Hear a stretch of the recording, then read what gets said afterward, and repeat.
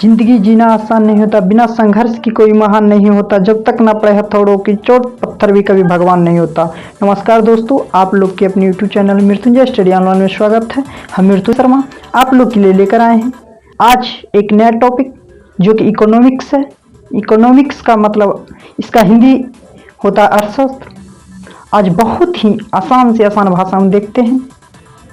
पहले इसका बेसिक देख लेते हैं। चलिए देखते हैं इकोनॉमिक्स क्या। इकोनॉमिक्स मतलब अर्थशास्त्र, हिंदी में इसको अर्थशास्त्र कहते हैं। अर्थशास्त्र में किसका अध्ययन किया जाता है? अर्थशास्त्र में किसका अध्ययन किया जाता है? अर्थशास्त्र के अंतर्गत क्या, अर्थशास्त्र के अंतर्गत हम किसी भी क्षेत्र के अर्थव्यवस्था का अध्ययन करते हैं।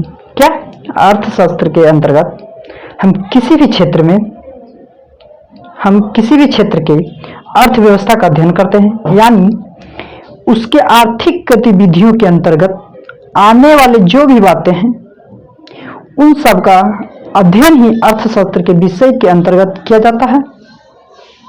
क्या, अर्थशास्त्र के अंतर्गत हम किसी भी क्षेत्र की अर्थव्यवस्था का अध्ययन करते हैं, यानी उसके आर्थिक गतिविधियों के अंतर्गत आने वाले जो भी बातें हैं उन सब का अध्ययन ही अर्थव्यवस्था के विषय अंतर्गत किया जाता है। अब इसको लेकर के एक बात आई कि क्या इसके माध्यम से एक परिवार का अर्थव्यवस्था भी देखा जा सकता है? क्या इसको लेकर के एक बात आई, क्या इसके माध्यम से एक परिवार का अर्थशास्त्र भी देखा जा सकता है, या केवल बड़े स्तरों पर किसी देश का ही देखा जा सकता है?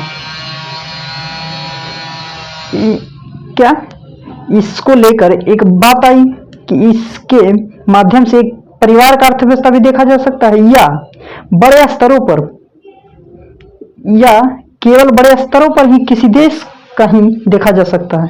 तो इसी को लेकर इकोनॉमिक्स को दो भागों में बांटा गया। किसको? इकोनॉमिक्स को दो भागों में बांटा गया।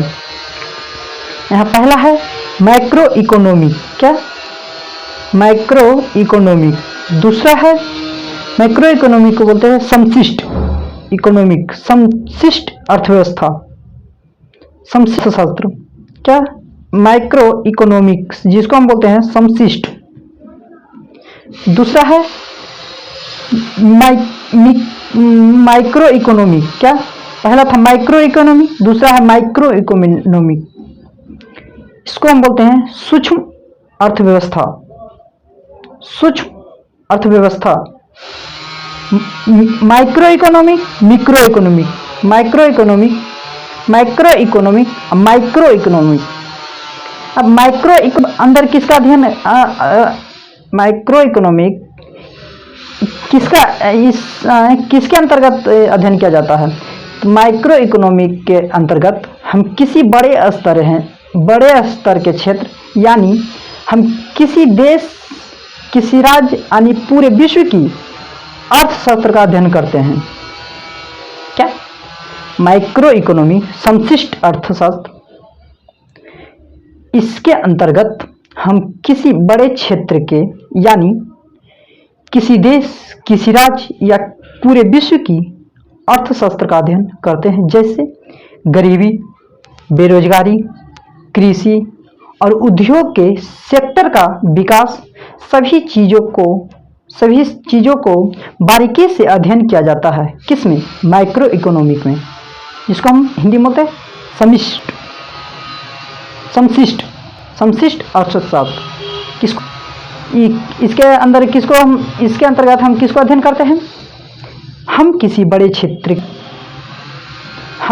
क्षेत्र के, यानी हम किसी देश, किसी राज्य, यानी पूरे विश्व की अर्थशास्त्र का अध्ययन करते हैं, जैसे गरीबी, बेरोजगारी, कृषि और उद्योग के सेक्टर का विकास।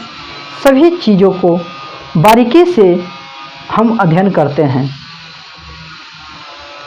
लेकिन अब माइक्रो इकोनॉमिक, ये तो माइक्रो इकोनॉमिक था, micro economic, micro economic, micro. अभी इसके अंतर्गत किसको हम अध्ययन करते हैं? इसके अंतर्गत या सूक्ष्म अर्थशास्त्र। क्या? सूक्ष्म अर्थशास्त्र। इसके अंतर्गत किसी छोटे से फर्म, छोटे से कंपनी या किसी परिवार की आय व्यय से लेकर उसके विभिन्न आर्थिक पक्षों का हम अध्ययन करते हैं, तो उसे हम माइक्रो इकोनॉमिक कहते हैं। क्या? माइक्रो इकोनॉमिक कहते हैं।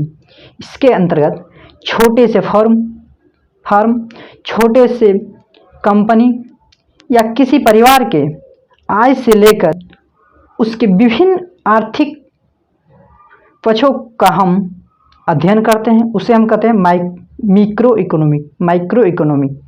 क्या? Micro economic. इसके अलावा भी विश्व में जो प्रचलित कुछ इकोनॉमिक्स हैं उनको अलग अलग नाम दिए गए हैं, जैसे पूंजीवादी अर्थव्यवस्था, मिश्रित अर्थव्यवस्था, समाजवादी अर्थव्यवस्था, ओपन इकोनॉमिक्स, क्लोज इकोनॉमिक्स। ये इकोनॉमिक्स के बेसिक प्रकार हैं। क्या? ये इकोनॉमिक्स के बेसिक प्रकार हैं। चलिए देखते हैं बहुत ही आसान भाषा में अर्थव्यवस्था के प्रकार। क्या? अर्थव्यवस्था के प्रकार। पूंजीवादी अर्थव्यवस्था, इसको इंग्लिश में हम बोलते हैं कैपिटलिज्म इकोनॉमिक्स। कैपिटलिज्म इकोनॉमिक्स, पूंजीवादी अर्थव्यवस्था। इसको हम छोटा सा एग्जाम्पल में समझते हैं। इसमें सरकार का नियंत्रण अपने उत्पादन पर बहुत सीमित होता है और अधिकांश नियंत्रण जो है यह निजी क्षेत्रों के हाथों में होता है।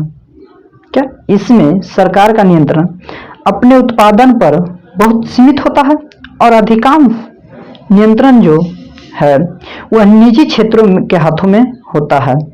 चलिए अब देखते हैं कैपिटलिज्म यानी कि पूंजी अर्थव्यवस्था ऐसी आर्थिक व्यवस्था जिसमें उत्पादन के साधन पर निजी स्वामित्व अर्थात राज्य का हस्तक्षेप सीमित हो।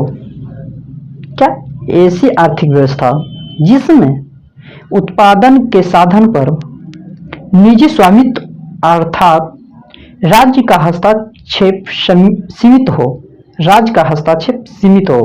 एग्जाम्पल जैसे में यूएसए, ब्रिटेन, फ्रांस जैसे कई यूरोपीय देशों में जो पूंजीवादी अर्थव्यवस्था अपनाया जाता है।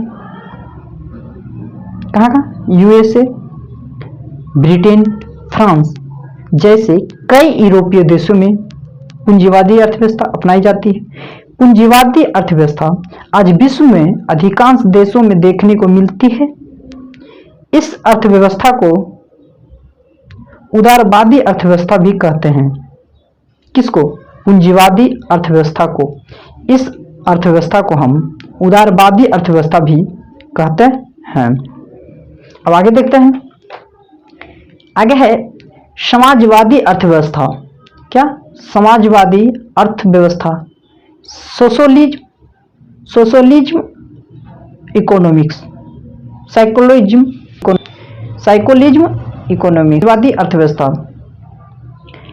इसको हम साइकोलिज्म यानी कि समाजवादी अर्थव्यवस्था में क्या होता है? जितने भी उत्पादन और आय का साधन हो उन साधनों पर सरकार नियंत्रण होता है और निजी क्षेत्र का अधिकार बहुत सीमित होता है। ऐसे इकोनॉमिक को हम समाजवादी अर्थव्यवस्था कहते हैं।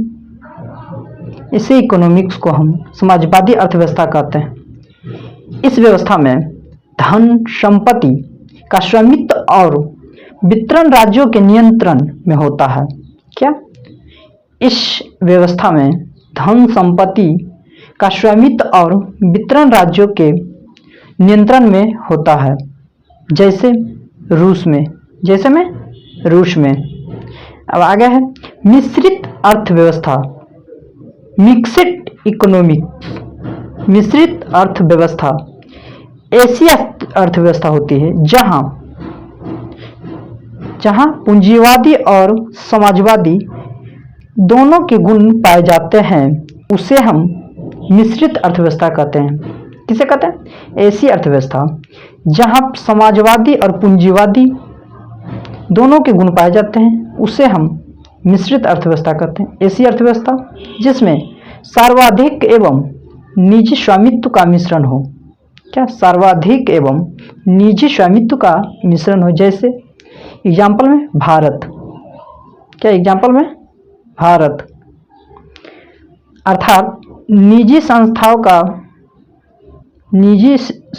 का प्रतिनिधित्व हो और सरकार का भी अपना प्रतिनिधित्व हो। तो इसके लिए एग्जाम में कई बार ऑप्शन क्या आते हैं? ऐसी अर्थव्यवस्था जिसमें सामाजिक एवं निजी दोनों का सहिष्ठित हो, या दोनों साथ साथ एडजस्ट करते हो, वैसे इकोनॉमिक्स को हम मिश्रित अर्थव्यवस्था कहते हैं। मिश्रित अर्थव्यवस्था कहते हैं किसको? जिसमें समाजवादी और पूंजीवादी अर्थव्यवस्था का दोनों का गुण पाए जाते हैं, उसे हम मिश्रित अर्थव्यवस्था कहते हैं। अब आगे देखते हैं। आगे है खुली अर्थव्यवस्था, ओपन इकोनॉमिक्स। क्या? Open economics. अब ओपन इकोनॉमिक्स क्या कहते हैं? ओपन इकोनॉमिक्स वास्तव में पूंजीवादी इकोनॉमिक्स का एक रूप है। यहाँ पर यह देखने को मिलता है कि जो उत्पादन है उस पर निजी प्रतिनिधित्व होता है और इसका आयात निर्यात खुलकर होता है। वैसे इकोनॉमिक्स को हम ओपन इकोनॉमिक्स कहते हैं। या आयात निर्यात पर न्यूनतम प्रतिबंध हो। क्या? आयात निर्यात पर न्यूनतम प्रतिबंध हो, उसे हम ओपन इकोनॉमिक्स कहते हैं। एग्जाम्पल में जैसे USA, सिंगापुर इत्यादि बहुत सारे देशों में हैं।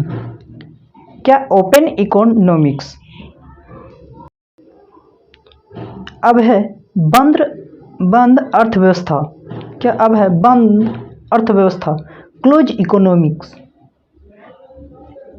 वैसे अर्थव्यवस्था जहां ना तो आयात हो ना निर्यात हो, दोनों पर प्रतिबंध लगाया जाता है, वैसे इकोनॉमिक्स को हम क्लोज इकोनॉमिक कहते हैं।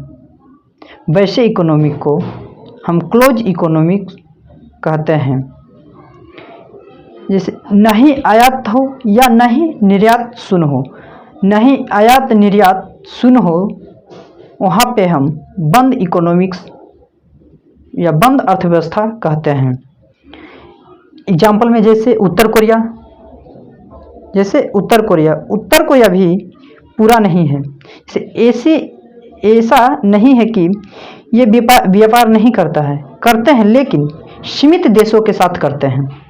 कौन? उत्तर कोरिया। एग्जाम्पल में क्या था? उत्तर कोरिया। अब आगे देखते हैं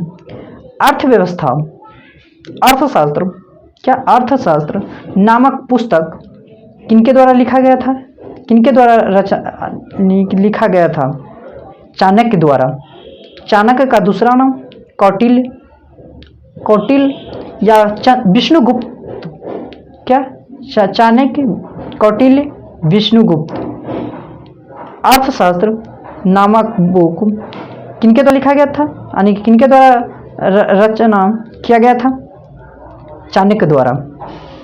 अब अर्थशास्त्र किस विषय पर आधारित है? अर्थशास्त्र किस विषय पर आधारित है? राजनीतिक शास्त्र पर। किस पे? क्वेश्चन पूछता है कि अर्थशास्त्र किस विषय पर आधारित है, तो राजनीतिक शास्त्र पे। किस पे? राजनीतिक शास्त्र पे एवं लोक प्रशासन पे। क्या? राजनीतिक लोक प्रशासन पे। अब है अर्थशास्त्र के पिता। अब अर्थशास्त्र के पिता किसे कहते हैं? Adam Smith. किसको कहते हैं? एडम स्मिथ को।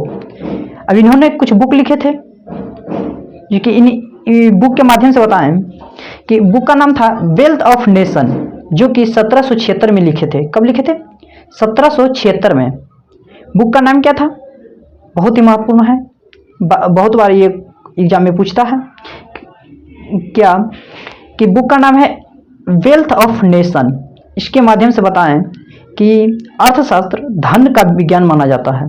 किसको? अर्थशास्त्र धन का विज्ञान माना जाता है। अर्थशास्त्र का उद्देश्य समाज की प्रगति की नियमों को खोज करना। ये किनके द्वारा कहा गया था? कार्ल मार्क्स के द्वारा। अर्थशास्त्र का उद्देश्य समाज की प्रगति के नियमों का खोज करना कार्ल मार्क्स के द्वारा कहा गया था।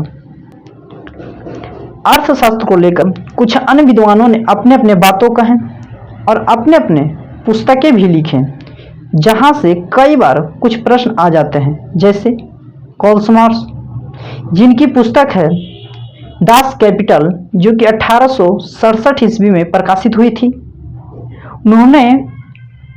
उन्होंने कहे कि इकोनॉमिक्स के ऊपर कुछ बात कहते हैं, यानी कि इकोनॉमिक्स के ऊपर कुछ बात करें, जो कि क्या कहते हैं? अर्थशास्त्र का उद्देश्य होता है समाज की प्रगति के नियमों की खोज करना। अब है जहां एक तरफ इकोनॉमिक्स में प्रारंभिक जो विद्वान थे, जो ये मानते थे कि इकोनॉमिक्स का मूल उद्देश्य पैसा कमाना होता है, वहीं बाद में कुछ ऐसे विचारधारा के लोग भी आए जिन्होंने कहा कि इकोनॉमिक्स का मूल उद्देश्य सिर्फ पैसे कमाने से नहीं, बल्कि इकोनॉमिक्स के माध्यम से समाज का कल्याण करना इसका मूल उद्देश्य है। क्या? जहां एक तरफ इकोनॉमिक्स में प्रारंभिक जो विद्वान थे, जो ये मानते थे कि इकोनॉमिक्स का मूल उद्देश्य पैसा कमाना है, वहीं बाद में कुछ ऐसे विचारधारक लोग आए जिन्होंने कहा कि नहीं, इकोनॉमिक्स का मूल उद्देश्य सिर्फ पैसे कमाने से नहीं, बल्कि इकोनॉमिक्स के माध्यम से समाज का कल्याण करना इसका मूल उद्देश्य है। क्या? समाज का कल्याण करना इसका मूल उद्देश्य है। इसका अर्थ यह होता है कि इकोनॉमिक्स केवल धन का विज्ञान नहीं, बल्कि यह मानव कल्याण का भी विज्ञान है। इसका अर्थ क्या होता है? इकोनॉमिक्स केवल धन का विज्ञान नहीं, बल्कि यह मानव कल्याण का भी विज्ञान है। अब अर्थशास्त्र की विज्ञान संबंधित परिभाषा किसने दिए थे? रॉबिन्स ने। किसने दिए थे? रॉबिन्स ने, जो कि इन्होंने कहा था कि अर्थशास्त्र वास्तविक विज्ञान है। इसने क्या था? किसने कहे थे? रॉबिन्स ने। अर्थशास्त्र वास्तविक विज्ञान है। अब आते हैं कुछ बुक के नाम याद रखते हैं, जो कि बहुत बार एग्जाम में पूछते हैं। जैसे पहला, natural of signification of economic science, ये किनके द्वारा लिखा गया था? रॉबिन्स के द्वारा। दूसरा है प्रिंसिपल्स ऑफ इकोनॉमिक्स, किनका द्वारा लिखा गया था? मार्शल के द्वारा।